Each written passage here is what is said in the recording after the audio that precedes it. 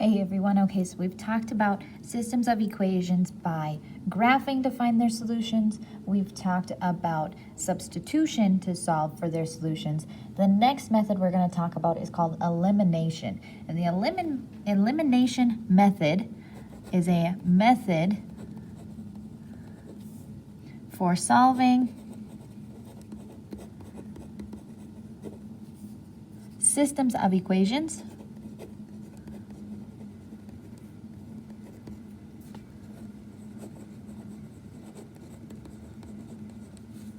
by adding or subtracting.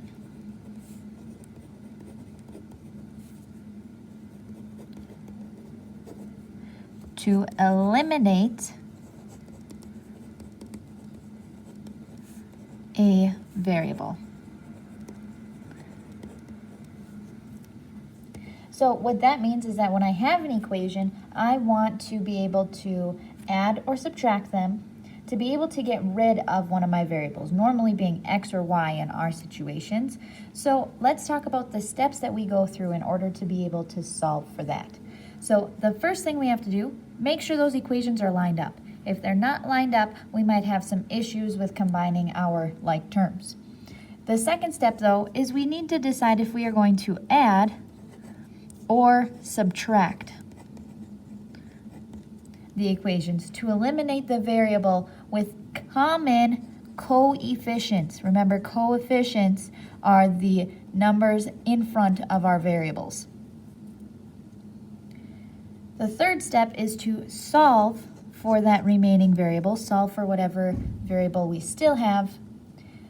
And our final step, just like the substitution, we still have to substitute our answer into either original equation and solve for the other variable, because I need to know what both variables equal, not just one. With that, let's get into a couple of examples. So for this first one here, like we said, we want to make sure that our variables are lined up. So I want it to be y with y, x with x, and my constant terms together. Well, as you can see, this one is already nicely lined up for us, so I don't need to move my equation around at all.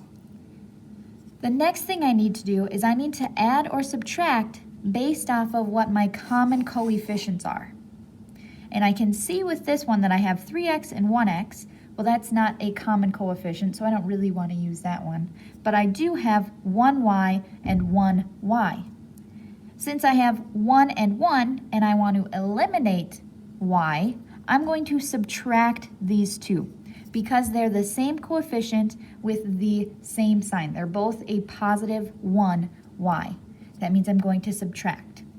So I can draw my little equals bar down here. And when I subtract y from y, I get 0 y's. When I subtract 3x from x, I get 2x. And when I subtract negative 2 from 4, well, 4 minus a negative 2, that's plus a positive. So this is really 2x plus 6. Now, since this is 0y equals 2x, really this is just 0 equals 2x plus 6. And if I want to solve for x, I have to get x all by itself. You can either move the 2x or the 6. I'm just going to move the 6. So minus 6 to both sides. So now I have negative 6 equals 2x. And to get x all by itself, I need to divide both sides by 2.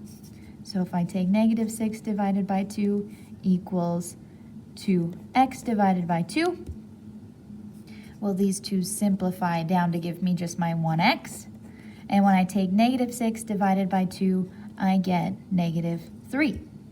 So there's my x. Now I need to take and plug this into one of my equations on the top. Now again, I'm going to plug this into the equation that I find the easiest to solve for. In other words, the one that requires the least amount of steps. And the one that has the least amount of steps is this bottom one for me, because x does not have a coefficient, it's just x. So when I plug that in, I get y equals negative 3 minus 2. And when I take negative 3 minus 2, I get y equals negative 5. So my solution for this example is the point -3, -5. So we've tried an example where things were all lined up. We didn't have to change any variables or anything. We could just solve it as it is. But let's try a couple more examples, something that would be maybe a little bit trickier. Now, sometimes when we try and do the process of elimination when we solve for our systems of equations, we don't have a common coefficient. So we have some steps we need to follow when there are no common coefficients, when that number in front doesn't match up and it's not easy for me to add or subtract that variable together. So when we have that, we have to multiply one or both equations by a number to create matching or opposite coefficients. So if we were to create matching coefficients, that would be like having 5 and 5 for my two coefficients. But opposite would be like having -6 and +6. So when we talk about opposite, remember, we're talking about the positive and negative sign with my coefficient. So let's go through this first example here. I see that I have x plus 3y equals 6 and 2x minus 7y equals -1. Well, I like this because my variables are already lined up. However, my common coefficients aren't there.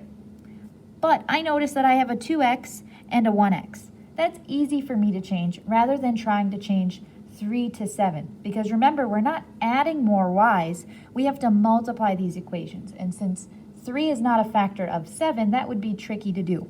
So instead, let's take this top equation and multiply it by 2.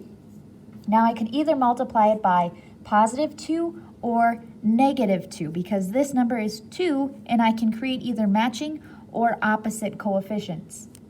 However, I know that this is a +2 and I don't like to think of subtracting equations. I would rather think of adding them together. So I want my coefficients to be opposites. Therefore, I'm going to multiply this top equation by -2. And I have to multiply each part of this equation by that -2. So my new equation says -2x plus -2 times 3y would give me -6y. And that equals 6 times -2, which is -12. So we've gone through, we have our matching coefficients now. And I said that I picked -2 so that I can add my equation instead of subtract my equation. So I'm going to draw my equal bar, and I'm going to add vertically. 2x plus a -2x would give me 0x. -7y plus -6y, they're both negatives, so I get a larger negative number, which would be -13y. And -1 plus a -12, again, they're both negative, so I would have -13 when I combine those two together. Now, if I have 0 x's, this is just 0, which does not change my equation at all. We wanted to eliminate one of our variables so that we can solve for the other. So let's solve for y. If I have -13y equals -13, I can take and divide both sides by -13 to get y all by itself. And when I do that, -13 divided by -13, the negatives cancel each other out, and 13 over 13 simplifies to 1. So I've got y equals 1 for the first part of my solution, but the second part, I have to take this and plug it back into one of my equations. Well, again, we want to plug this into the equation that is going to be the simplest to solve it in. I see this -7y, that's a bigger number than this 3y, and this is just a single x. So I'm going to take and plug this into the first equation because my coefficients are smaller, there's less negatives, it's just going to be easier for me to solve. So I get x plus 3, plugging in 1 for y, and then equals 6. Well, 3 times 1 is going to give me 3, so x plus 3 equals 6. And to get x by itself, I need to get rid of this plus 3, which means I'm minusing 3 from both sides. 6 minus 3 would give me 3, therefore x equals 3. So my final answer for this is the point where these two lines would intersect, which is 3, 1. So we'll have the point 3, 1 as our final answer.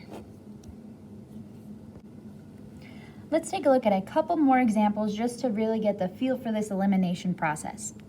For this first one, we have 3x plus y equals 2 and 6x plus 2y equals 4. Well, I like to go with the variable that is already a 1 for its coefficient because that's the easiest to multiply to get to be similar. And again, since I'm going to go with y, I want to make it the opposite of the other y. So I'm going to multiply it by 2 and make it negative because this is a positive 2. The opposite of that is going to be a negative 2. So I take this top equation and I multiply it by negative 2, which will give me negative 6x minus 2y equals negative 4. All right, so we don't have this first equation anymore. We're just comparing these two bottom equations. And I said that I wanted to use negative 2 so that I had the opposites, which means I'm going to add these two equations because it's easier for me to add things together rather than to try and subtract them from one another. So I draw my equals bar and I'm just going to add from left to right. 6x plus a negative 6x would give me 0x. 2y plus a negative 2y would give me 0y. And 4 plus a negative 4 would give me 0. Well, we've said before, 0 times anything is going to be 0. 0 times anything is 0. And we have 0 on the left. 0 plus 0 is always going to be 0. So we have this final solution that says 0 equals 0. Well, this doesn't give us any of the variables that we solve for, and that doesn't necessarily mean that we've done this wrong. It just means that these two equations are the same thing. If I had taken this first equation and multiplied it by a positive 2, I would have got 6x plus 2y equals 4, which is the same thing as my second equation.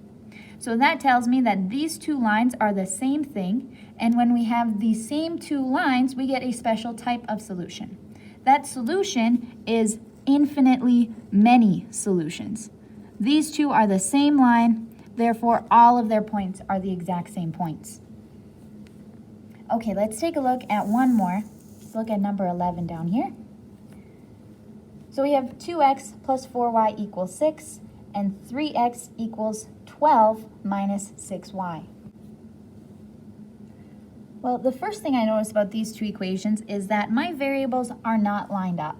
So I'm going to change my equations so that they are. And I don't like to deal with negatives, so I'm going to move the 6y because on this top equation I have x plus y equals my constant, and on the bottom one I have x already on the left.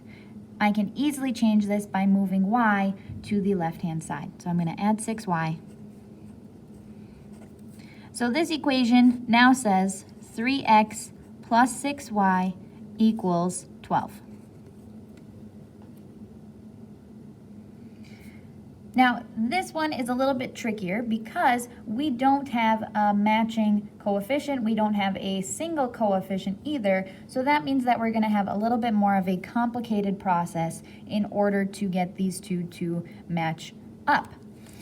So I'm still going to go with the smaller ones. I have 2 and 3. Those are small enough to where I can multiply them by the same coefficient on the other side. So basically what I'm doing is I know that the greatest common multiple that 2 and 3 would have is going to be 6. That means if I were to write out the things that I can multiply 2 by, I can get 2, 4, 6, 8. And it would keep going. Those are its multiples. And if I started doing the same thing for 3, I would have 3, 6, 9, 12. I don't need to go any further though because I can see that right here They both have 3 and 6 as their least common multiple. So I'm going to use that. I'm going to take this top equation and multiply it by 3 to get 2 times 3 for 6. And I'm going to take this bottom equation and multiply it by 2 to get 6 for my x. So for this top equation, I get, I'm going to write it over here, 6x plus 4y times 3 is 12y equals 6 times 3, which is 18. For my other equation, I have 3x times 2 would give me 6x, plus 6y times 2 would give me 12y, and 12 times 2 would give me 24. Now, since I'm trying to eliminate these x's, I'm going to subtract them because they are matching coefficients. So I need to subtract everything in this equation set. So if I take 6x minus 6x, I get 0x. 12y minus 12y, though, would give me a 0y. And 18 minus 24, well, 24 is the bigger, but I'm subtracting it from 18, so that means I would get a negative 6. We talked about this in the last example, though. If I have 0x plus 0y, this is 0 plus 0, which will just give me 0 equals negative 6. Now, we've come to something that is not true. 0 is not the same number as negative 6, which tells me this is one of our special cases. I wasn't able to get one variable by itself because these variables actually have common coefficients. So that means that any number I would multiply these by, I would be getting the same outcome. I would always have 0x and 0y. However, their constants are different. In other words, they have a different y-intercept on their graphs. So that tells me that these two lines, while being the same, start at different points. That means that they are parallel and they have no solution. They have an empty set of solutions, so we use that 0 with a line through it.